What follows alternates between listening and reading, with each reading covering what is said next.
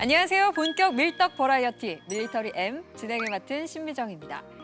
영어로 특수작전을 의미하는 스페셜 오퍼레이션, 줄여서 SO라는 용어는 전시나 평시를 막론하고 비상사태나 전략적 우발사태 발생에 대처하기 위해 수행되는 특수한 작전을 뜻합니다.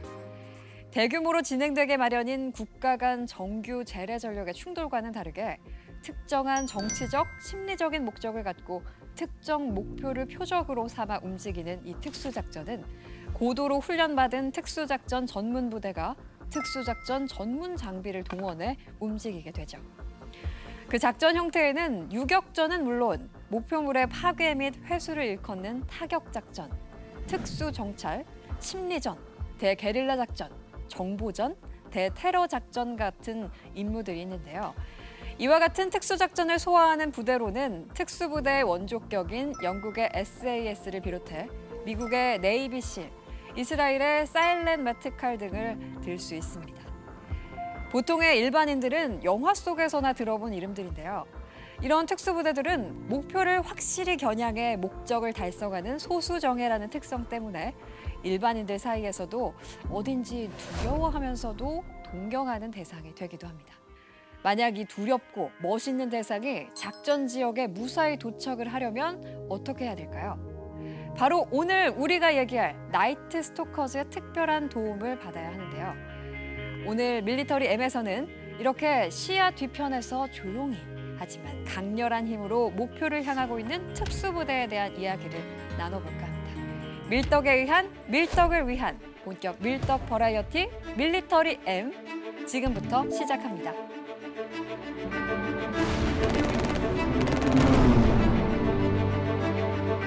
본격 밀떡 버라이어티 밀리터리 M 이번 주에도 활기차게 시작합니다. 관장님, 팬더님 안녕하세요. 안녕하세요. 아, 좋습니다. 오늘 밝고 좋네요. 네. 신미정 아나운서는 네. 오사마 빈 라덴하면 뭐가 탁 떠오르십니까? 뭐 여러 가지 있지만 일단 전 세계가 너무나 충격적이었던 9.11 테러 아닐까 싶은데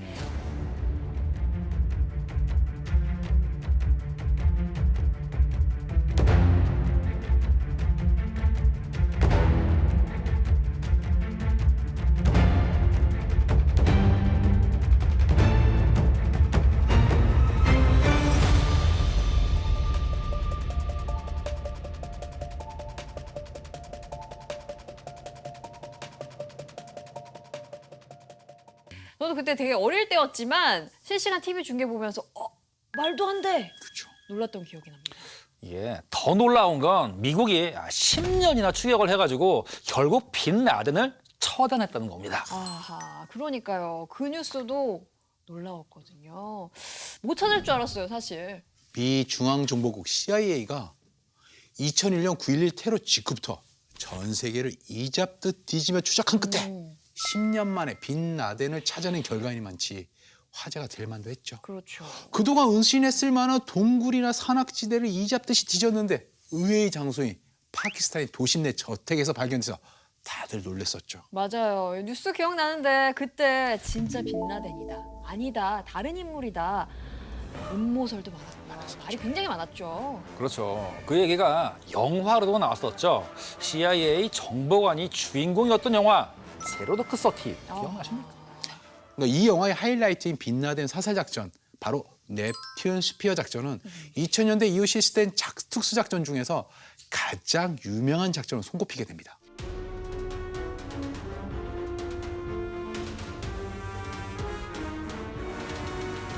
그때도 사실 많이 궁금했는데 전쟁 나면 미사일 엄청 쏘고 막 그랬던 미국이 미사일을 쏘지 않고 특수부대를 보낸 이유가 뭘까 이거였거든요. 일단 크게 두 가지 정도 이유를 확인할 수 있을 것 같은데요. 하나는 그렇게 미사일을 날리거나 폭탄을 떨구면은 주변에 다른 민간인들까지 피해를 입을 수 있다는 게 문제였었죠. 그렇죠. 당시 미국은 무인기로 테러리스트를 공격하다 관련 없는 민간인이 다치는 사례가 늘어나는 바람에 정치적인 부담이 좀 커졌었어요. 맞아요. 이러니 가능한 주변에 피해가 없는 방식을 택할 수밖에 없었죠. 그리고 또 비행기 같은 경우에는 일단 한번 쏘고 지나가면 끝이기 때문에 네. 이 잘못된 목표를 공격하거나 공격 직전에 적이 빠져나갔을 때 바로 확인할 수 있는 방법이 없습니다. 그러네요. 또 이 공격에 성공을 해도 만일 알카에다가 이 빈라덴이 죽지 않았다고 발표를 하거나 가짜를 내세웠을 경우에는 반박하기도 어렵죠. 적어도 시신을 확보해서 부정할 수 없는 증거를 확보해야 했으니까 결국 답은 특수부대를 보내는 수밖에 없었죠. 뭐 여기까지는 이해가 되는데 근데 저는 사실 당시 뭐 작전이라고 하면은 헬리콥터로 빈라덴이 막 숨어있던 집까지 날아가서 특수부대를 내려놓을 거라고만 생각을 했었거든요. 근데 이게 그냥 뭐 헬기 타고 가는 건데 그렇게 어렵나 싶어요. 이 작전의 그 배경부터 이 찬찬히 살펴보면 이게 정말 어려운 작전이었다는 걸 쉽게 알 수 있습니다. 오. 저 지도를 한번 보시면 네? 여기가 빈라덴의 그 안전 가옥이 있는 곳인데요. 아, 위치가 파키스탄 한가운데입니다. 근데 당시 파키스탄이면 미국하고는 좀 협조적인 국가 아닌가요? 그 시절에 파키스탄은 미국이 이게 어르고 달래가지고 미국이 아프가니스탄에 싸우도록 길을 터주긴 했었어요. 네. 근데 내부적으로는 미국의 적대적인 군인이나 무슬림이 상당히 많았습니다. 그리고 미국과 정말 그 친한 사이였다면 뭐 미국도 이렇게 얘기를 했겠죠.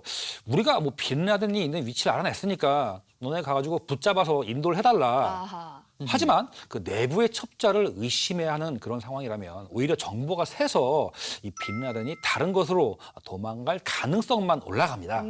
그래서 특수부대를 보내게 된다면 파키스탄 몰래 작전을 진행할 수밖에 없었던 거죠. 이게 우선 이 위치 이야기를 좀 하자면은 네. 빈 라덴의 집이 있는 아보타바드는 파키스탄의 수도 이슬라마바드에서 50km밖에 떨어져 있지 않았습니다. 가깝네요. 서울에서 화성시까지 거리 정도였다고 생각하면 됩니다. 결국 그 수도권이라고 볼 수가 있죠. 달리 말하자면 이슬라마바드를 그 방어하는 방공망과 군시설의 영향권 아니라는 소리죠.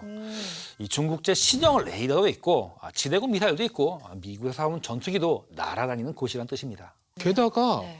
아보타바드라는 도시 자체가 네. 부유층의 노후 주거지 같은 곳에 은퇴하고 가서 쉬는데 그래요? 주변에 저택도 많고 네. 파키스탄 육군 사관학교도 있었고 이사단 사령부 같은 군 시설까지 모여 있는 곳이라 파키스탄 입장에서는 상당히 요충지였고 경계 태세도 굉장히 튼튼했었습니다. 네. 그리고 이 미군이 출발한 그 잘랄라바드에서 아보타바드까지는 직선 거리로 한 300km쯤 됩니다. 하지만 이렇게 직선으로 쭉 가면 페샤와르, 마단, 민고라, 이슬라마바드 같은 그 큰 도시나 그 농촌 마을 주변을 거쳐가야 했기 때문에 도중에 그 들키기 십상이죠. 특수부대를 보내야만 했던 상황은 이제 전부 이해를 했습니다. 근데 아무리 특수부대라도 이게 뭐 인간이 투명 인간도 아니고요. 300km라고 하셨잖아요. 그 긴 거리를 들키지도 않고 갈 수 있다는 게 그게 쉬웠을까 싶은데 빈라덴이 생각해보니까 똑똑했네요. 굉장히 은신처를 쉬워졌죠. 잘 만들었네요. 그렇죠. 잘 정하긴 했는데 상대를 잘못 만났죠. 이 상식적으로 완벽한 피처는 그 비상식적이고 비합리적인 수단에는 뚫리는 법이죠. 네. 미국은 오래전부터 그런 비상식적인 임무가 전문인 부대를 만들어 두고 있었습니다. 그게 바로 제160 특수작전 항공연대 나이트 스토커즈죠.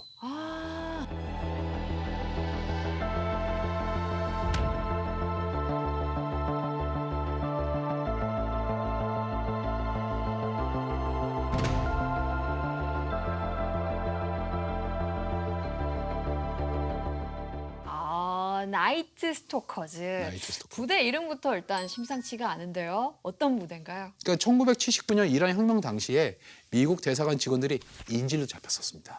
미국이 뭐 거창한 구출 작전 시도했다가 인질 근처에 가보지도 못하고 실패해버렸습니다.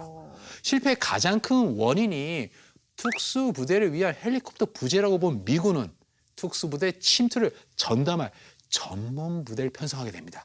그게 바로 160 항공연대입니다. 이게 무미건조하게 말하면은 특수부대 배달원이라 할 수 있습니다. 특수부대를 보내주는 네. 애들. 배달원? 뭐 라이더? 라이더? 그렇죠. 위험한 임무가 목표인 부대이기 때문에 최고의 파일럿들만 뽑아서 최고 난이도의 훈련을 시키죠. 이 예를 들어가지고 160 항공연대는 특수작전을 위해 레이더나 방공망을 피하는 비행훈련을 중점적으로 수행합니다. 레이더를 피해요. 레이더를 피할 수 있는 게 그게 헬기로 가능한가요? 이 지구는 둥글고 전파는 직진하지 않습니까? 낮게 날수록 레이더를 피하기도 쉽죠. 그리고 이 전파가 지형 지물을 관통하지도 않기 때문에 지형을 따라 몸을 잘 숨기기만 하면 이 레이더를 요리조리 잘 피해갈 수도 있습니다. 그래서 최대한 낮은 고도로 지형에 몸을 숨겨서 비행하는 걸 포복 비행이라고 하죠. 그게 뭐 그렇게까지 특별한 건가요? 에이, 특별한 게 아니고 어려운 일이었습니다. 그냥 낮게 날면 되는 자, 거 아닌가요? 전혀. 아니에요? 이렇게 지면을 따라 낮게 포복 비행하는 걸 보통 이게 우리가 한 100m, 200m 아니고 나무 한 그루 높이. 헬기가 나무 한 그루 높이. 거기서 딱 고도를 짰고 그 높이를 시속 수백 킬로미터로 막 계속 날아가는 거예요. 그리고 이걸 익히는- 나는 게 아니라 거의 땅바닥에 붙어 그래서 가는 거네요. 포복 비행. 이게 기어서 가는 거랑 똑같이 네. 수백 킬로로 이렇게 낮에 가면 상관이 없는데 이걸 또 밤에 몰래 남들 모르는 숨어서 이렇게 들어간다면 네. 얼마 힘들겠습니까? 그렇구나. 이렇게 할 수 있는 능력을 갖춘 부대가 전 세계 통틀어도 거의 없을 겁니다. 쫙. 바다가 기어 날아서 거의 초행길인데 그렇죠. 이게 만만치 않았겠네요. 그렇죠. 160 항공연대는 야간 헬리콥터 포복 비행을 해내기 위해서 세계 최초로 야시장비를 도입했죠. 물론 뭐 기술을 연구하다가 뭐 추락 사고도 많이 아이고. 났지만요. 이런 최정의 헬리콥터 부대를 투입했으니까 무난하게 파키스탄 영공을 진입했나요? 난간이 없으면 이런 얘기 했겠습니까? 어려웠겠죠. 자, 목표인 아보타바드가 수도 이슬라마바드 인근이라는 거 말씀드렸었죠. 네. 수도권의 하늘에 막 F-16 전투기 계속 초계물로 돌아다니고 있었죠. 그 위에 조기 경보기도 이쪽 인근에 있었습니다. 이 레이더는 포복 비행으로 피한다고 했잖아요. 그렇죠. 그건 레이더가 땅에 있을 때, 네. 땅에 있을 때 직진을 가는 거 상관이 없어요. 이럴 때는 피해갈 수 있었는데 네. 공중에서 위에서 내려보면 어떡할 거죠? 과거라면은 지상에 가까운 표적은 지형 지불에 이렇게 반사된 전파 때문에 레이더파가 난반사가 일어나거든요. 이래서 추적하기가 어려웠습니다. 그런데 최신 신호 처리 기술을 쓰는 레이더는 그런 게 가능합니다. 그리고 파키스탄 공군 내 LAI 조기 경보 레이더와 신형 F-16 레이더는 모두 그런 기능이 있었습니다. 이게 뭐 만만치가 않습니다. 불가능할 것 같은데 어떻게 들어가나 싶은데 산속으로 그냥 숨어가면 안 되나요? 그냥 땅굴 파서 들어가면 안 됩니까? 헬기가? 그렇구나. 예, 그 북부 산악 지역에 붙어가지고 포복 비행으로 몰래 뚫고 들어가면 이 산이 가려지기 때문에 뭐 침투 중간 단계까지는 뭐 들키지 않을 수가 있습니다. 하지만 이 평야 지대나 거주 지역 부근이면 무조건 소리가 들립니다. 그렇죠. 헬기가 뭐 좀 시끄럽습니까? 그렇죠. 이 소리 듣고 신고가 들어가면은 바로 군부대가 움직이겠죠. 당연합니다. 헬기 소리가 막 그렇죠. 엄청나잖아요. 이건 뭐 거의 뭐 산 넘어 산이고 뭐 하나 획을내니까 또 하나가 문제고 이런 것 같은데 소리도 안 나고 보이지도 않고 UFO라도 이거 몰고 가야 되나 싶습니다. 헬기 말고 딴 거 없을까요? 네. 그래서 미국은 160 항공용대가 보유한 비장의 무기를 꺼냅니다. 비장의 무기. 바로 공식적으로 공개된 적이 없는 스텔스 헬리콥터. 말 그대로 비밀 병기를 꺼내들었습니다. 스텔스가 또 헬리콥터계에도 등장을 하네요. 비행기에만 있는 게 아니었네요. 근데 비밀이라면서 이렇게 막 정보가 나오는 게 어째 이상합니다. 엄밀히 말하자면 지금도 당시 사용한 스텔스 헬리콥터는 전혀 공개되지 않았습니다. 미국 국방부에서 공식적으로 국익을 위해 침투 수단에 대한 질문은 절대 받지 않겠다고 했었거든요. 그래서 관계자가 아니면 기종명도 모릅니다. 그런 정황 증거만 가지고 스텔스 헬기다. 모두 인정했다는 거를 좀 납득이 안 됩니다. 그러니까 넵튠 스피어 작전 당시에 투입된 2대의 스텔스 헬리콥터 중 한 대가 추락을 했어요. 추락한 기체들이 미처 완전히 파괴하지 못해가지고 특수하게 개조된 꼬리 부분이 남아버렸어요. 꼬리가 밟힌 거죠. 스텔스 헬리콥터라는 게 정말 있었구나. 이런 확신하게 된 겁니다. 물증이 살짝 있었으니까 꼬리가 밟혔어요. 믿을 수밖에 없었군요. 정말 대단하긴 합니다. 레이더를 피하는 연구는 1978년부터 시작이 된 모양이더라고요. 그 당시에는 F-117 스텔스기를 개발하던 시절인데 그때부터 특수한 용도로 이 수동형 헬리콥터를 스텔스화하는 방법을 연구했던 거죠. 그런데 이 당시 연구 자료와 추락한 기체의 꼬리 형태를 이렇게 비교해 보면 꽤 다릅니다. 그리고 올해 공개된 스텔스 실험용 블랙호크 개조 헬리콥터 사진을 보면은 이것도 연구 자료, 추락한 기체랑 이게 또 달라요. 또 달라요. 그럼 즉 실험기까지 포함하면은 최소한 3종류 이상을 연구했다는 소리가 나오는 겁니다. 이렇게 얘도 다르고 쟤도 다르고 좀 변화가 있다는 거는 그동안 정말 많은 시도들을 했다고 봐야겠네요.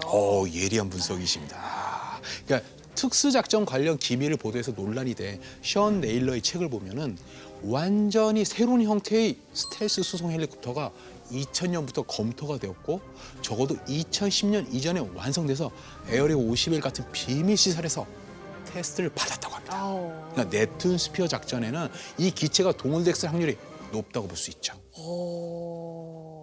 에어리아 51? 네. 그거는 또 뭔가요? 이게 엑스파일에 나오는 건가요?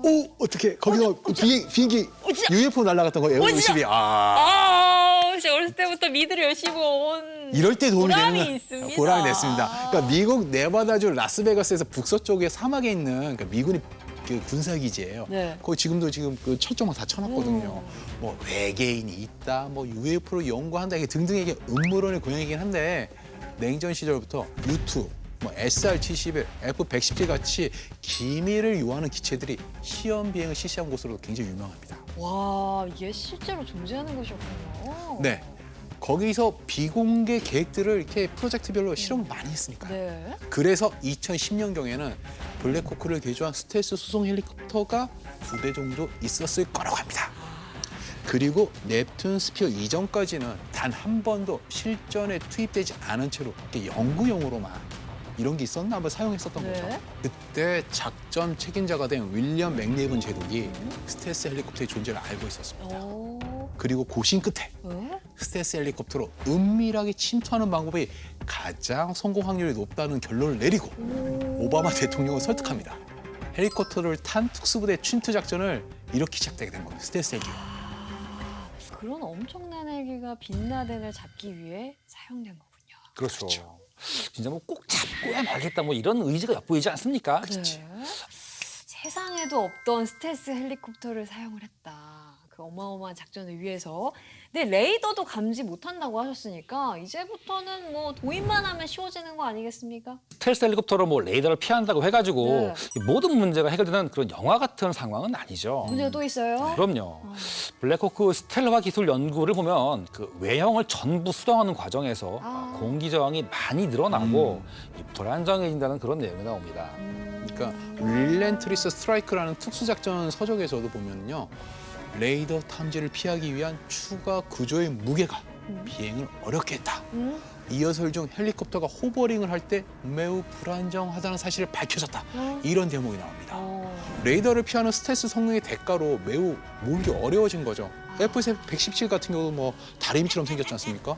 그래서 이 까다로운 기체를 몰기 위해 160 항공연대 최정예 파일럿까지 몰래 차출해왔어요. 160 항공연대 출신이자 그 유명한 모가디슈 전투 당시 헬리콥터 추락으로 포로가 됐던 파일럿으로 유명한 그 마이클 듀란트가 이 작전에 그 민간 자문관으로 참가를 했는데 그 듀란트의 요구를 받아들여서 스텔스 헬리콥터는 아니지만 그 저공 침투가 가능하고 신뢰성이 있는 MH-47 치누프가 예비 기체로 투입이 됩니다. 평지로 나가서 노출되기 직전 지역에 대기하고 있다가 뭔가 문제가 생겼다 하면은 바로 대응하는 역할을 맡은 거죠. 최종 작전 승인을 받은 2대의 블랙호크 개조 스텔스 헬리콥터하고 2대의 지원형 시누크가 아프가니스탄의 잘랄라바드를 출발해가지고 파키스탄의 북부 산악지대를 저공 비행으로 은밀히 통과합니다. 이렇게 빛도 들지 않을 정도로 험한 산악지대 협곡을 1시간 반이 넘게 비행해서 1차 목적지에 도착합니다. 산 사이 이렇게 빠져나오는 거죠. 그리고 이 치누크는 예비 장소에 대기하고 스텔스 헬리콥터 2대만 방공망을 곧바로 뚫고 들어갔습니다. 최신 소음 저감 기술까지 넣은 덕분에 아보타바드 시가지 바로 위를 날아가면서도 거의 들키질 않았어요. 거의 들키지 않았다. 뭐 이렇게 밤샘을 하다가 헬리콥터 소리가 들려가지고 시끄럽다고 트위터에 올린 사람이 있었거든요. 그래도 그 정도면 정말 대단합니다. 그렇죠. 뭐 그렇게 2대의 스텔스 헬리콥터가 그 25명의 특수부대원들을 태우고 빈라덴의 그 은신처에 도착을 했습니다. 이때까지만 해도 이 파키스탄 육군과 공군은 아무것도 눈치를 채지 못하던 상태였죠. 하지만 하지만 이때부터 문제가 생겨요. 그래요? 정작 올 때까지 이 힘든 데 다 넘어왔는데 빛나대 은신처에서 문제가 생겨버려요. 아니 왜요? 이 안전강은 헬리콥터가 착륙할 수 있을 정도 넓은 구역을 매우 높은 담장으로 감싼 구조였어요. 담장이 높았던 거예요. 네. 그 위에서 저공 비행을 하면 아래에서 위로 올라오는 바람이 로터가 밀어내는 바람과 로터 주변에 엉키는 이게 와르고리 형성이 일어나기 쉽거든요. 아 정작 도착은 했는데. 그렇죠. 그 위에서. 그래서 두 번째로 착륙하며 대원들을 내려 들어오던 헬리콥터가 불시착하고 맙니다. 아 그러면 혹시 그게 꼬리 증거를 남긴 문제 헬리콥터. 맞습니다. 다행히 저공에서 추락한 거라 사상자는 없었어요. 다른 한 대는 아무 이상이 없었기 때문에 작전은 계속됐습니다. 네. 대신 이 스텔스 헬리콥터가 미국의 온갖 기밀이 다 들어간 물건이라 그렇죠. 요원이 몇 명 남아서 기체를 급하게 소각해야 됐습니다. 근데 헬리콥터는 금속인데 태워요? 그러니까 테르믹 같은 고연소재로 태우면 대부분의 주요 부품을 다 소각할 수 있었습니다. 그러니까 연소원이 거의 3,000도가 넘어가기 때문에 네. 알루미늄에도 반응하는 거고 네. 그 소말리아에서 블랙호크 다운 그 영화를 보면 네. 추락했을 때 이거 툭 던져가지고 다 네. 불태워버렸거든요. 어허. 기밀 유지할 때는 흔히 쓰는 방식이었습니다. 근데 작전도 작전이지만 이 기밀 덩어리 헬리콥터도 태웠으면 이게 파키스탄이 난리 나지 않았겠습니까? 뭐 난리도 아니었죠. 이 오밤중에 뭐 헬리콥터가 뭐 계속 날아다니고 뭐 추락한 헬리콥터 처리한다고 폭발 소리 나고 치누크가 뭐 최고 속도로 날아오고 그렇게 수십 분 동안 야단 묵석을 떠니까 네. 이 파키스탄 당국에도 신고가 들어갔습니다. 아 그렇죠. 그렇죠. 아니 기껏 조용히 날라왔는데 거기서 그 사단이 나면은 미국의 비밀 작전이 들킨 건가요? 그럼? 그러니까 그 사이에 이렇게 바쁘게 바퀴에서 돌아가는 사이에 네. 빈라덴 사살하고 했구나. 작전을 마친 특수부대원들은 빈라덴의 시신과 자료를 수집한 대원들만 남은 스텔스 헬리콥터에 한 대를 싣고 안전하게 빠져나가는 데 성공합니다. 아, 일단 이렇게 보낸 다음에 네. 문제는 추락한 헬리콥터에 탔던 특수부대원들은 이걸 수습하기 위해서는 또 시누크가 날라왔거든요. 이게 긴급 출동한 파키스탄 공군의 F-16 레이더에 몇 번이나 포착되는 위기에 봉착합니다. 결국은 산악지대까지 도망쳐 성공을 하긴 했지만은 위기의 순간이 있었던 거죠. 뭐 결과적으로는 뭐 추락한 한 대를 제외한 세 대가 모두 아프가니스탄으로 철수하는 데 성공하면서 넵튠 스피어 작전은 성공적으로 종결되었습니다. 값비싼 뭐 지대공 미사일이나 조기 경보기를 갖춘 국가의 방공망을 정면을 뚫고 들어왔다는 점을 생각하면은 아마 160 항공연대가 실시한 여러 작전 중에 가장 까다로운 작전이었을 겁니다. 그 이후에 뉴스에서 뭐 스텔스 헬기라든지 뭐 들어본 적이 없거든요. 이 목격 증언뿐입니다만 이 앞서 말씀드린 그 션 네일러의 그 주장에 따르면 그 2014년에 요르단에 긴급 배치된 스텔스 헬리콥터를 본 사람이 많다고 합니다. 당시라면 그 미국인 인질 구출을 위해서 그 시리아의 그 라카로 침투했을 가능성이 높죠. 그것도 파키스탄만큼은 아니지만 방공망이 제법 위험한 곳이라 160 항공연대 그 정예 파일럿이나 스텔스 헬리콥터가 필요한 곳이긴 합니다. 공개만 안 됐지 여전히 쓰이고 있을 거라는 얘기네요. 네, 앞에서도 말씀드렸지만은 헬리콥터가 안전가공 마당에 추락하고 네. 헬리콥터의 개조된 꼬리가 남지 않았다면 스텔스 헬리콥터의 존재는 끝까지 비밀이었을 겁니다. 다들 뭐 음모론처럼 다루고 말았겠죠. 그렇죠. 그렇게 공개하기 어려운 특수작전에서는 여전히 쓰이고 있을 거라는 이게 합리적인 의심이 들죠. 보통 영화에서는 전투한 특수부대원의 이야기를 많이 접하게 되잖아요. 아무래도 우리는 사람이 집중하니까. 그렇죠. 근데 오늘부터는 그분들의 생명을 책임지는 최첨단 과학, 뭔가 비밀 덩어리로 가득 찬 특수부대 뒤의 특수부대, 특수부대를 위한 특수부대. 그러니까 왠지 또 한번 눈길이 갈 것 같습니다.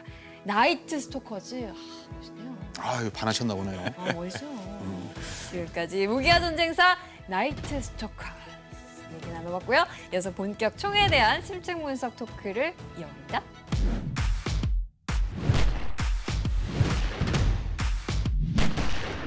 밀리터리 M에서 야심차게 기획한 총대 총 코너.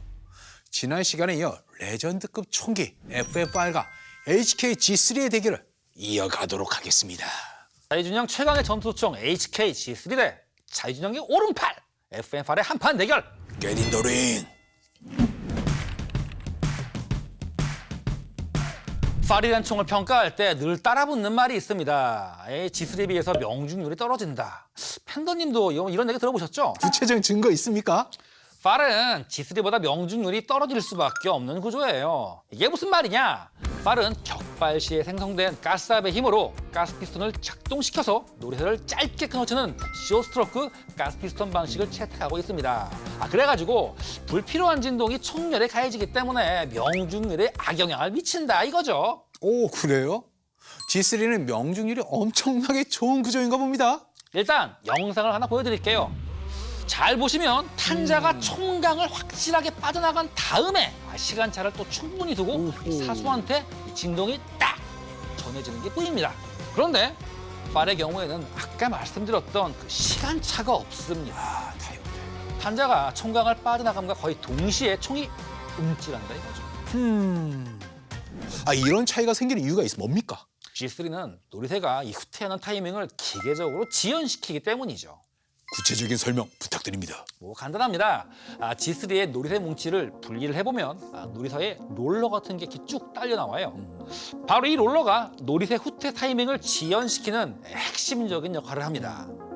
롤러가 달린 노리쇠는 약실과 저런 식으로 그 결합을 하게 되는데 그 내부 구조를 도식적으로 살펴보자면은 보이죠? 저런 식입니다. 이해가 되시죠? 저 롤러가 노리쇠의 약실에 이게 잠금 장치 역할을 한다. 뭐 그런 건가요? 그렇습니다. 격발하는 순간 엄청난 압력이 노리쇠에 가해지지만 롤러 때문에 노리쇠가 후퇴를 못합니다. 그런데 압력이 가해지는 동안 롤러가 노리쇠 내부에 있는 로킹 피스를 양쪽에서 이렇게 찍어 누르기 때문에 약간의 시간차를 두고 노리쇠와 약실의 그 결합이 풀리는 뭐 그런 구조죠. 그래서 이런 구조를 롤러 지연식 블로우백이라고 합니다. 롤러 지연식 블로우백. 이게 G3의 원형 STG45에 장착된 그 메커니즘이죠. 그렇습니다. STG45 개발에 참여했던 루드비 포그림러가 고안한 메커니즘이죠. 이 구조의 가장 큰 장점은 총열에 별도의 가스건을 설치할 필요가 없다는 겁니다. 그리고 이 폐쇄가 풀리는 타이밍이 M16이나 AK-47, 팔 같은 가스압 작동식보다 한 템포 느리기 때문에 탄자가 총강을 빠져나갈 때까지 총에 흔들림이 없어요. 거의 뭐 볼트 액션 라이플 비슷하죠. 공장에서 찍어낸 G3 중에서 이 잘 맞는 놈을 골라가지고 스코프만 올리면 반자동 저격총으로 바로 사용이 가능할 정도죠.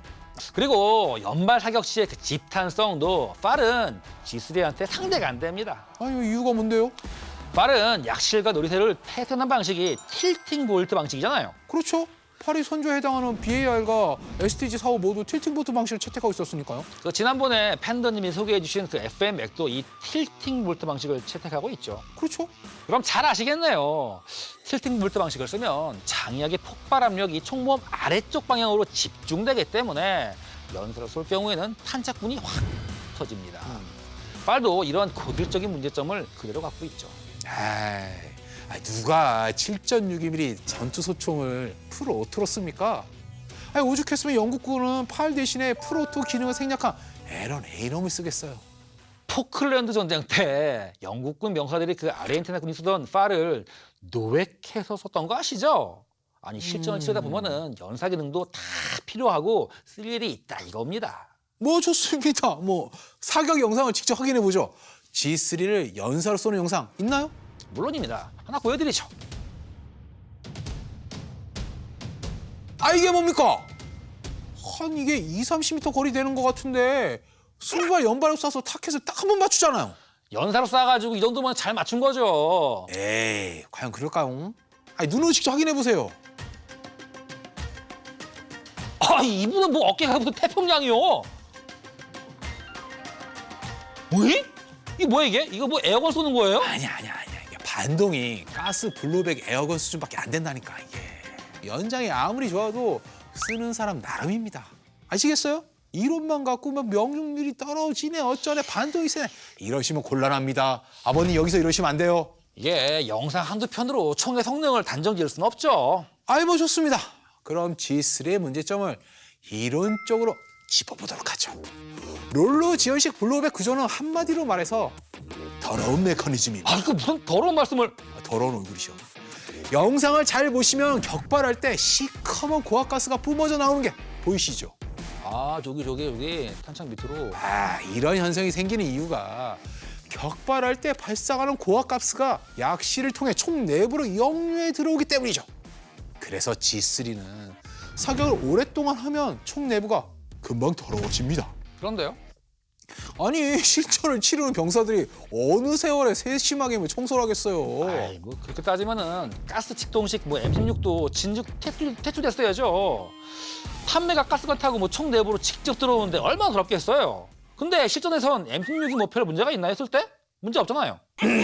아이 뭐 좋습니다. 발이나 G3나 작동 방식에 큰 차이가 있지만 뭐 실사용 결과는 큰 차이가 없다. 뭐 이 정도로 정리하고 다음 라운드로 넘어가시죠. 사실 이번 8과 G3 대결에서 총의 성능만큼 중요한 평가 항목이 흥행 스코어입니다. 그래서 이번 라운드는 승패가 확실하게 갈립니다. 전 세계 몇 개국이 도입을 했는가? 이걸 따져보면 쉽죠. 일단 팬더님부터 말씀해 주시죠. 8을 도입한 나라는 전 세계 90개국이 넘습니다. 도입한 나라의 숫자만 따지면 AK-47을 능가하는 수준입니다. 아니, G3는 몇 개국이나 됩니까? AK-47과 비슷한 80개국 정도입니다. 8보다 흥행 스코어가 부진한데 이유가 뭐라고 보십니까? 팔이 G3보다 시장에 먼저 풀렸는데 당연히 흥행 스코어가 높아야 되는 거 아닙니까? FN사는 이 돈벌이에 급급해가지고 전 세계에 탁 치는 대로 총을 팔았던 걸로 알고 있습니다. 하지만 서독은 군용 무기 수출에 제약이 걸려 있어가지고 60년대 말까지는 G3를 수출도 못했어요. 그래서 이번 2라운드도 동점 처리하자 요건가요? 무슨 동점은 G3가 압도적으로 이겼다고 봐야죠. 아니 그건 무슨 신박한 소리입니까? G3는 지금도 세계 여러 나라에서 현역으로 복무 중입니다. 심지어 G3를 처음 도입했던 독일군은 아직까지 G3를 전투소총이나 지정화소총으로 멀쩡하게 잘 쓰고 있죠. 아니 독일군은 국방비가 없어가지고 장갑차에 빗자루 기관차를 달고 다니는 형편인데 아니 뭐 G3를 좋아서 쓰겠습니까? 아니 돈이 없어 쓰는 거지? 그리고 G3가 8보다 한참 뒤에 시장이 풀렸다면서요. 그러니까 지금까지 쓰는 나라가 많은 거 아닙니까? 좋습니다. 그럼 다음 라운드에서 더 확실하게 실전 평가를 내려보도록 하죠. 이번 라운드는 G3와 팔이 어떤 분쟁 지역에서 어떻게 활약했는가 여기에 초점을 맞춰서 대결을 진행해 보도록 하겠습니다. 근데 뭐 이게 분쟁 지역이 워낙 다양해가지고 일단 팔이 투입했던 전 세계 분쟁 목록부터 살펴보시죠. 아이고야, 진짜 많긴 많네. 포클랜드 전쟁, 걸프전, 3차, 4차 중동전. 근데 이 중동전 같은 경우에는 이 이스라엘군이 팔을 샀던 거죠? 아니 뭐 그렇습니다. 이스라엘도 FN사로부터 라이선스 생산권을 사들여서 직접 만들었었죠. 근데 뭐 얼마 쓰지도 않고 갈릴로 갈아탔잖아요. 그게 모래먼지가 워낙 심해가지고. 이스라엘처럼 그 실전지향적인 군대한테 버림받을 정도면 말 다 했네. 팔 뭐, 에휴. 근데 팔이 투입됐던 이 분쟁 목록을 잘 살펴보니까 진짜 자유진영의 오른팔? 이 참 말이 무색합니다. 아니 아프리카에서 벌어진 분쟁이 꽤 많이 투입됐는데 이거 어떻게 된 거죠? 뭐 2차 대전이 끝나고 유럽에선 냉전이 시작되지 않습니까? 그렇죠. 그런데 아프리카 대륙에선 독립의 열풍이 불었습니다. 유럽의 식민 통치에 시달리는 아프리카 여러 나라들이 각성을 한 거죠. 근데 독립을 하고 난 이후에도 뭐 자원이니 뭐 국경선 문제 그리고 부족 간의 갈등 이런 것 때문에 끊임없이 전쟁이 벌어졌습니다. 그래서 FN사가 막대한 물량의 팔을 아프리카 대륙에 수출했다 이건가요? 뭐 HK도 아프리카에 뭐 G3 엄청 팔았더구만요. 근데 제가 보니까 FN사는 선을 좀 넘은 것 같다 이겁니다. 그건 또 무슨 말입니까? 이 팔이 그 투입된 분쟁 목록에 1차 콩고 전쟁, 르완다 내전이 나오는데 이거 둘 다 그 벨기에 때문에 벌어진 분쟁 아니에요, 이거? 뭐 그렇긴 하죠. 그러니까 벨기에가 콩고를 식민 통치하던 시절에 부족 간의 이간질에서 벌어진 분쟁이었죠. 식민 통치하면서 고열을 쪽쪽 뽑아가더니만 이 나중엔 무기까지 팔아먹었다? 야, 진짜 뭐 이럴 수가 있는 겁니까, 이거? 무슨 말인지 알겠습니다. 근데 일단 다음 라운드 넘어가서 차분하게 정리를 해보도록 하죠. 반장님은 팔하면 딱 생각나는 군대가 어딥니까? 아니, 뜬금없이 뭐 그런 걸 왜 물어봐요, 갑자기? 그냥 생각나는 데를 한번 말해보세요. 뭐 당연히 별로 이렇게 입에 담고 싶지는 않지만 뭐 로디지아 군이 연상되긴 합니다. 그렇죠. 그러니까 밀리터리에 관심이 많은 분들이라면 대부분 비슷한 생각 하실 겁니다. 우리 시청자 여러분께 그 부연 설명을 해드리자면 로디지아가 지금은 짐바브웨로 나라 이름을 바꿨지만 한때 소수의 백인들이 전 세계 각국의 용병들을 모집해가지고 다수의 흑인들을 탄압했던 나라였습니다. 탄압한 정도가 아니라 뭐 일방적인 학살에 가까웠죠. 그런데 로디지아군이 사용했던 팔의 출처가 어딘지 아십니까? 아니 F1사가 아프리카에 쌀을 엄청 팔았잖아요. 당연히 뭐 벨기에산 직수입품이겠죠. 아니요. 남아프리카 공화국에서 라이선스 생산한 물건입니다. 남아프리카 공화국이요? 아니 거기도 그 당시에 그 인종차별 정책이 엄청 심했는데 아니 그런 나라한테 그 라이선스 생산권을 줬다고요? 남아프리카 공화국이 팔을 라이선스 생산할 수 있었던 건 남아프리카 공화국이 친서방 자유주의를 표방한 국가였기 때문입니다. 그러니까 인종차별을 하건 안 하건 뭐 관계없이 자유진영에 속하기만 하면 뭐 총을 라이선스 생산할 수가 있었다 이겁니까? 그렇습니다. 냉전 시대의 자유진영은 공산진영이 세력 확장을 막기 위해서라면 자유진영을 표방하는 나라들에게 꺼리낌 없이 무기를 판매하고 지원해줬습니다. 그래서 자유진영의 오른팔이 자유진영의 인종청소기로 둔갑하는 부작용도 심심찮게 생긴 거고요. 그리고 이건 팔만의 문제가 아닙니다.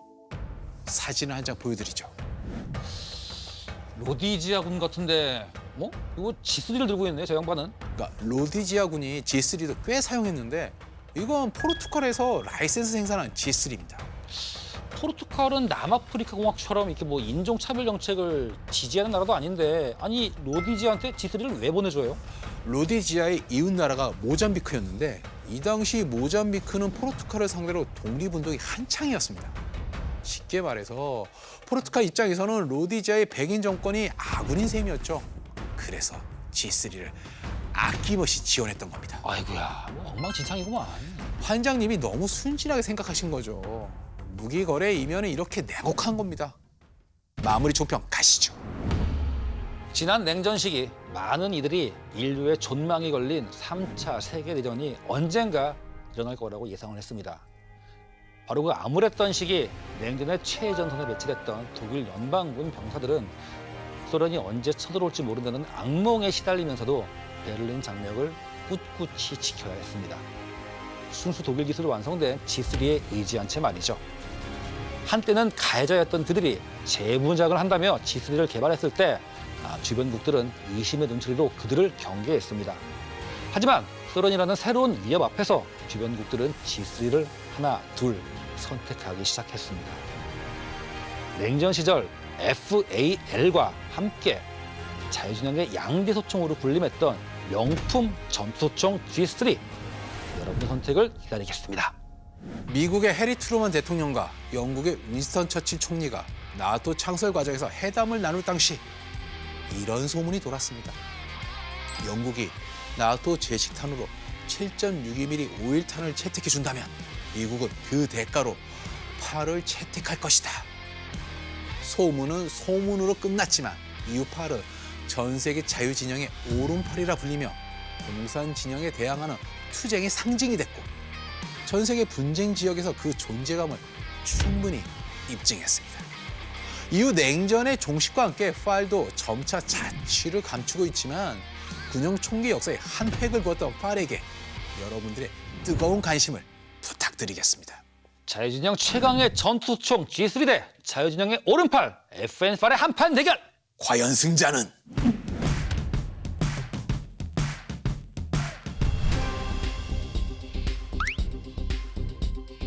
미군이 동물보호법에 명시된 원칙을 어기고 동물 실험을 해 논란이 되고 있습니다. 사건을 취재한 팬더 기자 얘기 나눠보겠습니다. 팬더 기자, 어떤 동물을 어떻게 이용한 건가요? 동원된 동물은 염소였고요. 살상력에 관한 실험이었습니다. 아, 안타깝습니다.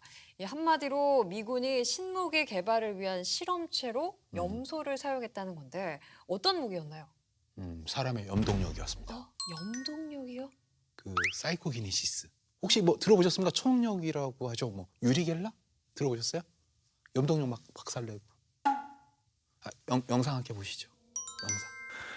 우리라고 뭐 염소 죽이고 싶었겠습니까? 위에서 뭐 죽이라니까 우리도 어쩔 수 없이 했던 거죠.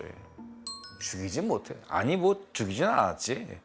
이 상부에서 내린 명령은 이 염소 심장을 한번 이렇게 딱 멈춰봐라 이거였는데 아무리 이렇게 노려봐도 이 염소 심장이 멈출 생각을 않더라고. 이거. 그 소련 쪽 초능력자가 그쪽은 그 뭐 개구리를 뭐 죽였다 살렸다 뭐 했다고 하더라고요. 그러니까 우리는 뭐 염소 정도는 어떻게 해봐야지 이제 면이 선다 뭐 그렇게 말을 하더라고요. 하여튼 이놈의 냉전 정말 징그러워가지고 아유. 그 벽통과학이 있었는데 그걸 누가 하겠습니까? 그나마 좀 해볼 만했던 게 이 원격 투시였죠, 원격 투시. 근데 이게 잘 될 때는 잘 됐는데 이 컨디션에 따라 가지고 뭐 결과가 좀 왔다 갔다 했어. 잘 될 때가 있고 안 될 때가 있었지. 뭐 그렇다는 거지. 이거 왜 이러시나? 우리 뭐 뭘로 보는 거야 이걸? 우리 스폰서가 CIA였어, CIA. 우리가 얼마나 많은 사람들이 자기네 직접 투입됐는데 이 사람들이 정말? 어래? 그냥 가? 이봐! 카메라 왜 꺼 그거? 계속해! 좋게 표현하면 초능력의 군사적인 활용이다라고 할 수 있겠네요. 뭐 나쁘게 표현하면 뭐라고 할 수 있을까요? 이거는 방송용으로 부적합할 것 같습니다. 이 초능력 연구도 중요하지만 동물 실험의 윤리적인 측면을 고려해서 적당히 노려봤으면 좋겠습니다. 한 10년 노려보면 성공할까요? 한 20년은 노력해야 하지 않을까요? 적당히 노려보시길 바랍니다. 왠지 이 이야기도 영화 같다 싶어가지고 제가 살짝 검색을 해봤더니 역시나 영화가 있더라고요. 네, 있습니다. 국내 개봉명이 초민망한 능력자들이었죠. 정말 이렇게 말하면 죄송하지만 약간 듣보 영화여가지고 제가 검색을 해봤더니 국내 관람객 2만 명이 안 돼요. 그렇습니다. 이게 존 론슨의 그 논픽션 네. 염소를 노려보는 사람들을 원작으로 한 영화였습니다. 근데 픽션이 아니라 논픽션이었습니다. 그렇죠. 이 영화에 등장하는 그 주요 인물들은 대부분 그 실존 모델이 있었습니다. 알버트 스터블빈 수장이라는 인물이 그 대표적인데 무려 그 당시에 그 정보보안사령부 사령관이었습니다. 1983년에 있었던 그 그레나다 침공 때에도 활약했던 인물이죠. 이 양반이 그 초능력을 이용하는 그 군사 활동을 크게 후원을 했었고 본인 스스로도 이 벽을 뚫고 가려는 시도를 했다고 합니다. 뚫고 가는 남자. 이게 실화라는 게 너무 놀라운데 근데 이분은 진짜 나는 뚫을 수 있다. 초능력이 있다. 그래서 연구하겠다. 이런 걸까요? 보안에 신경 쓰느라 부처별로 다른 이름을 썼고 그 안에서 벌어진 일들도 조금씩 달랐죠. 그러니까 선스트리크, 곤돌라 위시, 그릴 프레임, 뭐 센터레인 등등 그러니까 미 국방정보국과 미 정보보안사령부가 관계되어 있었습니다. 그 심지어 미 중앙정보, 그러니까 CIA 쪽에서는 스캐네이트 이런 이름을 붙여가지고 이렇게 준비를 하다가 결국에는 스타게이트라는 거대한 프로젝트 이름이 거의 대표격으로 나오게 됩니다. 이게 거의 최종명을 할 수 있어요, 프로젝트에. 근데 이게 뭐 거의 뭐죠? 팬더님이 약간 더듬더듬 거릴 정도로 뭐가 너무 많은데 초능력 프로젝트가 그렇게 많아요? 이런 황당한 프로젝트를 도대체 몇 개나 진행한 건가요? 그러니까 프로젝트 안에 또 프로젝트 이렇게 들어간 것까지 포함하면은 수천 개의 임무를 맡는 250여 개의 프로젝트가 있었어요. 제가 헷갈릴만 했습니다. 그러니까 황당해 보이는 것들이 이게 부각돼서 그렇지 실제로는 굉장히 진지하게 진행됐습니다. 언빌리버블. 이게 뭐 벽을 통과하거나 눈빛으로 뭐 염소를 죽이기 뭐 이런 것도 뭐 잘 안 돼가지고 좀 웃기게 보여서 그렇지 만일 성공만 했다면 이 군사적인 면에서 이 획기적인 전기를 마련할 수도 있었을 겁니다. 또 이 벽 통과 실험도 성공만 했다면 진짜 뭐 엄폐를 무효할 수 있으니까 이 전쟁의 판도를 바꿔놨을 테고요. 쳐다만 보면 죽는 거예요? 찡. 찡. 아니 군사적으로 획기적이라는 거는 이해가 가는데 이거를 뭐 그냥 애들 장난도 아니고 국가 차원에서 했다는 거는 조금 그런 것 같은데 국민 정서가 뭐 히어로물이나 뭐 어벤져스나 엑스파일 같은 걸 좋아해서 그런 거예요? 저를 한번 보세요. 저는 안 보겠습니다. 네. 이게 뭐 발단이 된 건 그 구소련 첩보기관인 그 KGB에서 흘러나온 그 나나 콜라지나라는 그 여성의 이야기입니다. 우와. 이 간단한 물건을 염동력으로 움직인다거나 손도 안 대고 그 개구리의 심박수를 조절해서 애꿎은 개구리를 뭐 이렇게 뭐 영원히 잠재울 수도 있었다고 합니다. 뭐 물론 그 구소련 시절 얘기이기 때문에 뭐 신빙성은 조금 많이 좀 떨어지지만 어쨌건 그 당시로서는 그 미국이 굉장히 그 경각심을 품을 만한 내용이긴 했죠. 그렇죠. 냉전식인데 저쪽에서 초능력을 들고 나오면은 이쪽에선 최소한 아이언맨 수트라도 안 만들어줘야 그렇죠. 되는 거 아니겠습니까? 결과는 성과는 어떻나요? 가장 성과가 있었다고 주장하는 게 원격 투시, 즉 리모트 뷰잉이었습니다. 원격 투시요? 완전 제가 갖고 싶은 능력이거든요. 뭐 하시려고요? 뭘 보시려고? 있어요, 그런 게. 예. 그 안에 상황을 알 수 있다. 특수부대나 군사 위성이 필요 없는 거잖아요. 바로 그거죠. 그런데 반대로 만일 누군가 우리 쪽을 투시해서 훤히 들여다볼 수 있다면 이건 또 굉장히 큰 위협이 되겠죠. 그렇죠. 특히나 이 초능력전 경쟁이 일어났던 때가 이 냉전 시기였다는 점을 잊으면 안 됩니다. 냉전 시기 최고의 군사 기밀 무기는 뭐였을까요? 맞습니다. 그러니까 서로의 비밀 핵기지 위치를 찾을 수만 있다면 얼마나 좋겠습니까? 그것도 특수작전 한 번 하는데 드는 비용도 훨씬 저렴하고 그렇죠. 안전하게 찾을 수 있다는데 이게 넘어가지 않겠습니까? 이게 톡톡톡 MSG 쳐가지고 볼 수 있어요. 이렇게. 이런 이유로 원격 투시 개발과 고도화는 계속 추진됩니다. 이 스타게이트 프로젝트 멤버였던 인고 스완이라는 양반은 이 지구의 위도와 경도로 좌표만 알려주면 그 지점에 뭐가 있는지 뿅 맞출 수가 있었습니다. 이른바 좌표 원격 투시를 알 수 있는데 1973년에 실험한 결과에 따르면 10회 실시한 실험 중 7번은 정확하게 맞췄고 2번은 조금 모호했고 1번은 완전히 틀렸다고 합니다. 근데 그 정도면 70% 정도의 성공률인 것 같은데 그렇죠. 이 정도면 꽤 높은 수치인 것 같아요. 그러니까 스타게이트 프로젝트에서 투시 능력자 1호로 분류됐던 조색 맥모니글의 경우에는 네? 사막에 숨겨져 있던 중국 서부의 비밀 핵시설을 찾아내는 데 공헌하게 됩니다. 우와. 그러니까 스타게이트 프로젝트의 250여 개 프로젝트 가운데 150여 가지를 맥모니글이 주도했다고 합니다. 이 비밀 프로젝트의 그 관련 문서에는 그 훈련을 열심히만 하면 65%까지는 그 정확도를 높일 수 있다고 나옵니다. 이거 뭐 정말 본격적인 연구였던 것 같은데 아까 핵시설 발견하는데 공헌을 했다고 하셨잖아요. 뭐 또 다른 건 없을까요? 뭐 원격 투시로 본 것 중에는 카자흐스탄의 뭐 세미팔라틴스크에 있는 소련 핵미사일 지하 저장 시설과 우와. 부대 비행장도 있었고요. 우와. 1980년 리비아의 가다피를 제거하기 위해 거처를 공습했을 때나 1987년 CIA 내부의 이중 간첩을 색출하는 데도 투입됐다고 합니다. 건조 중인 소련 잠수함을 탐색하거나 추락한 소련의 Tu-95 폭격기를 찾는 일에도 투입됐습니다. 우와. 이 북한의 핵시설을 탐색할 때도 이들이 그 투입됐다고 하는데 아쉽게도 뭐 눈에 띌 만한 성과는 없었죠. 정말 놀랍습니다. 이걸 사람들이 다 믿었고요.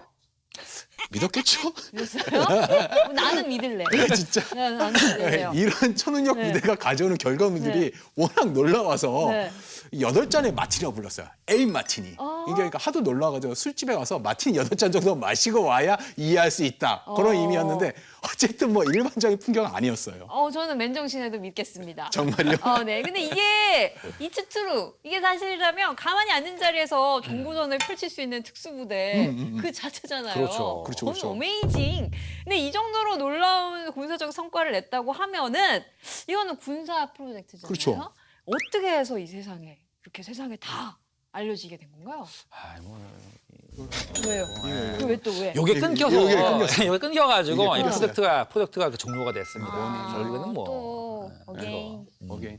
아. 그러니까 미국의 초능력 프로젝트는 이게 정확하게는 1995년 그 끝을 보게 됩니다. 그러니까 냉전이 끝나고 보니까 물주들이 돈을 그냥 그 전에 그냥 쐈는데 다시 보니까 야 다시 계산해서 쏴야겠다. 검증해 보자. 이게 조금 뭔가 좀 미심쩍어 보여요. 다 보인다는 게. 그래서 외부의 검증을 맡겼더니까 정확도가 15% 정도로 나왔어요. 아까는 거의 70% 가깝지 않았습니까? 예. 뭐 그건 뭐 본인들 주장이었고요. 결국 이 검증 결과 덕분에 20년간 그 2천만 달러가 투입된 프로젝트는 뭐 종료가 됩니다. 그리고 CIA는 관련된 문서 수십만 개를 공개했습니다. 그조차도 뭐 사실은 엄연히 말해서 일부입니다. 그 수많은 프로젝트 중에서 CIA 홈페이지를 통해서 당시에 초능력자로 복무하던 수십 명의 원격 투시하며 그렸던 그림이나 지원하겠다고 서명한 용지 등이 막 다 나와 있어요. 홈페이지에. 스타게이트 태그로 묶여가지고 고스란히 올라와 있어요. 지금도. 그래? 예, CIA에. 그래요? 예. 이따 찾아봐야겠네. 예. 샵 스타게이트. 샵 CIA. 샵 CIA. 예. 유리겔라 한번 넣으면 나오지 않을까요? 그래요? 예. 저는 처음에는 에이 이게 뭐야 농담이네 했는데 나름 심각한 심각했습니다. 내용이었습니다. 이 냉전 시기에는 진지했겠지만 지금 보니까 뭐랄까 좀 진지한데 웃기다. 그죠? 네, 진지한데 우프다. 네. 재밌다라고 할까요? 아, 이 정도면은 거의 뭐 캡틴 아메리카라든지 엑스맨이라든지 뭐 윈터 솔저라든지 뭐 이런 이야기도 가능하다. 가능하다. 가능할까요? 가능하다라고 봅니다.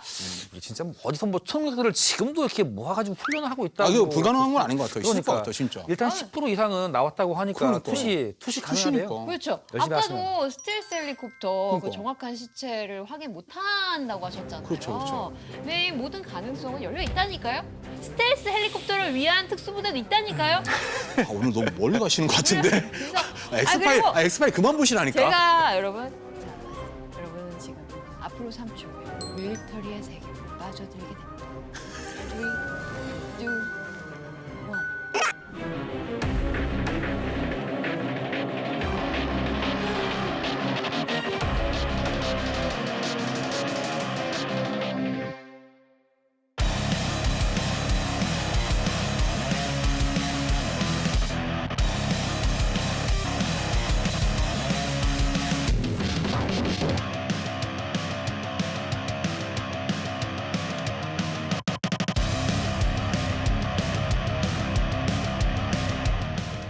(1981년 10월) 특수작전 전용 항공부대로 출범한 제160 특수작전 항공연대는 야간 전투 항공부대로서의 정체성을 반영하는 별칭을 지니고 있었습니다.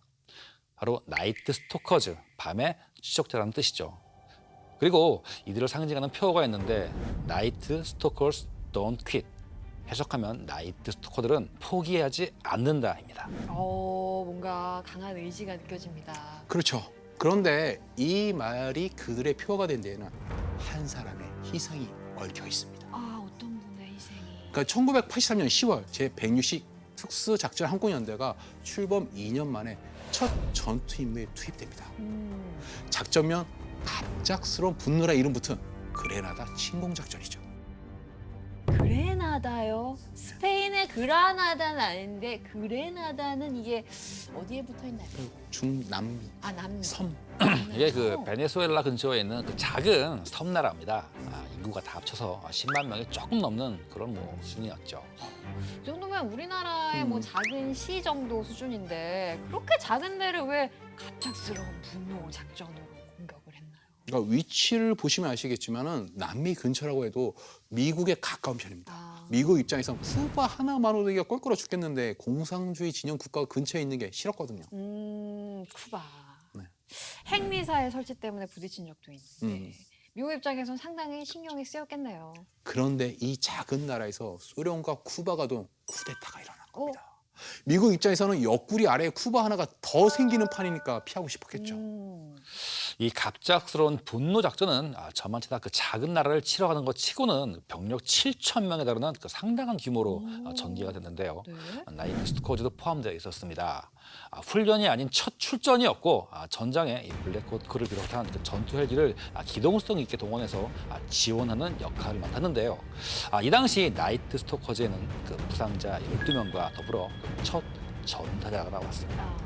전사자의 이름은 키스 제이 루카스였죠. 1957년생이었던 당시 비교적 젊었던 조종사였습니다.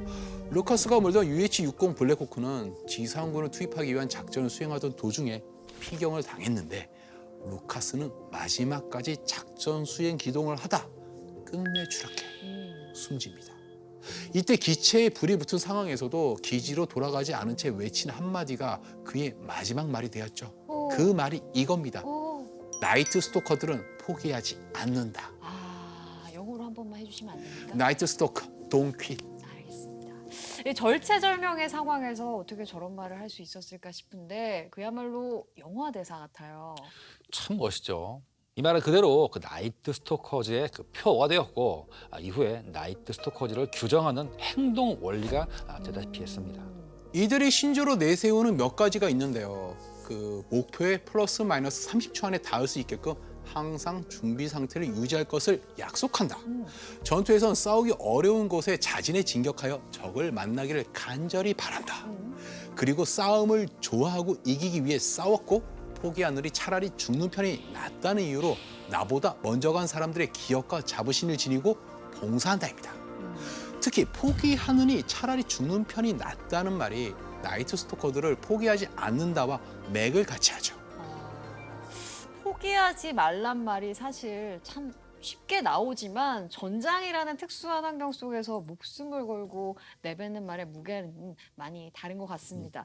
그야말로 강렬한 의지가 느껴지는데요. 여러분들은 지금부터 빠져듭니다. 빠져들었어요. 훌륭하십니다. 훌륭하십니다. 아, 아유. 마무리하려니까 아쉽네요. 그러죠. 오늘 밀떡들의 시간 밀리터리 M은 여기까지입니다. 모든 시청자가 밀떡이 되는 그날까지. 천만 밀떡 양성 프로젝트 밀리터리 M. 다음 시간까지 안녕히 계세요. 안녕히 계세요. 안녕. 빠져든다. 으아. 공격이 세상에 보다 들어가는 말. 아버지? 일본 돌국의 하이테크 단차 에르드만 MP18 기관 단총. winchester M1897 트렌치가 출연만 하면 총알도 막을 수 있는 몸이 된다는 신비한 모습이 급속도로 커지고 있어 하잖아요. 총을 쏘면 총알을 막는다 그랬는데 한두가 없었어요. 시간까지. 안녕하세요.